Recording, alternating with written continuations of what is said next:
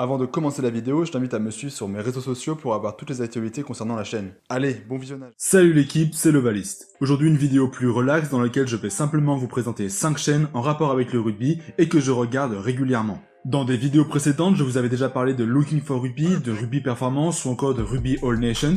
C'est pourquoi aujourd'hui je n'en parlerai pas mais je vous mets leurs liens en description. Aussi, s'il y a des gens qui habitent à Lyon et qui seraient intéressés par un rugby touché, je vous donne rendez-vous en fin de vidéo. Bon bah, on y va, c'est parti. En 5, c'est la seule chaîne française de ce top, c'est la chaîne de Yoé 91. Une chaîne de tribute et de highlights qui met en lumière des joueurs et des actions spécifiques. Ce que j'aime dans ces vidéos, c'est sa méticulosité. Parce que par exemple, dans les tributes, on va pas forcément avoir que des actions spectaculaires comme des énormes percus ou des essais de 100 mètres. Non, on va plutôt avoir quelque chose de plus complet avec du grattage, des passes dans le timing, des courses parfaites. Bref, je trouve ça d'autant plus intéressant à regarder. Il a un stock énorme de vidéos avec des joueurs pas toujours connus et qui sont classés même par saison. Donc franchement là, si le rugby vous manque, je vous conseille d'aller voir sa chaîne.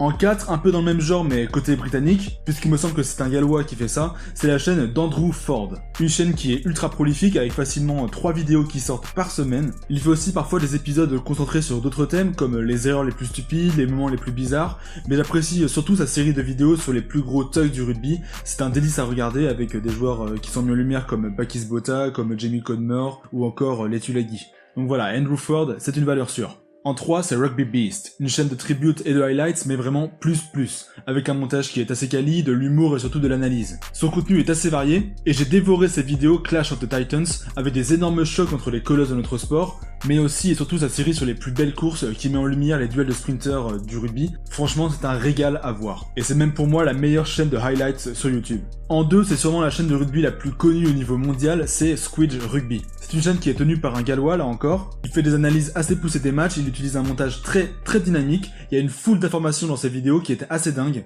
C'est souvent assez difficile à suivre, d'autant plus qu'il parle très vite aussi. And it begins with some really good attack by Wales to open France right up. Wayne Pivac was originally appointed by the Scarlets because they wanted the capable forwards. Mais heureusement, son accent est plus que compréhensible, et ma technique à moi pour mieux comprendre toute la masse de trucs qu'il débite à la seconde, c'est tout simplement de passer la vitesse de la vidéo à 75%. Essayez, et vous verrez, c'est tout de suite bien plus simple. Et en plus, Squidge Rugby, c'est vraiment une grande source d'inspiration pour moi, même si j'ai évidemment pas le même style que lui, ni la même capacité d'analyse. Mais sa chaîne m'a vraiment permis de m'améliorer dans ce domaine, et de mieux comprendre ce qui se passait sur un terrain, donc si vous avez quelques bases en anglais, franchement, foncez.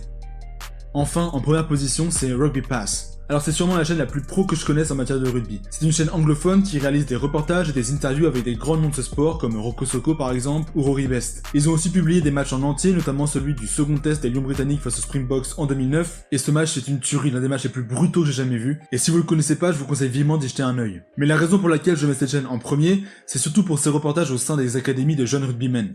Il y a plusieurs séries de la sorte qui s'immergent dans les meilleures équipes scolaires d'Australie, d'Angleterre ou encore de Nouvelle-Zélande. Et je trouve ça hyper intéressant. Et ça, c'est sans parler de leurs nombreux autres documentaires, comme celui sur les commotions par exemple. Bon là encore, pour tout comprendre, faut savoir un petit peu parler anglais, mais il y a vraiment rien d'impossible. Voilà, avec ça, je pense qu'il y a moyen de bien s'amuser. C'est vraiment des chaînes que je suis avec assiduité. Mais si vous connaissez vous aussi des chaînes de rugby cool que j'ai pas mentionnées dans ce top, partagez-les en commentaire. Et de même, si vous en possédez une personnellement, n'hésitez pas à vous faire connaître. Ah, au fait, pour les Lyonnais qui me suivent, sachez que je suis en stage sur Lyon jusqu'à fin juillet. Et donc si jamais il y a des gens qui sont chauds pour faire des petits rugby touchés le week-end, venez me contacter sur Instagram. Je vais créer un groupe de discussion pour qu'on puisse organiser ça à l'occasion. Bref, c'est la fin de cette vidéo, je vous dis à plus, n'oubliez pas que chez nous le rugby, c'est une coutume.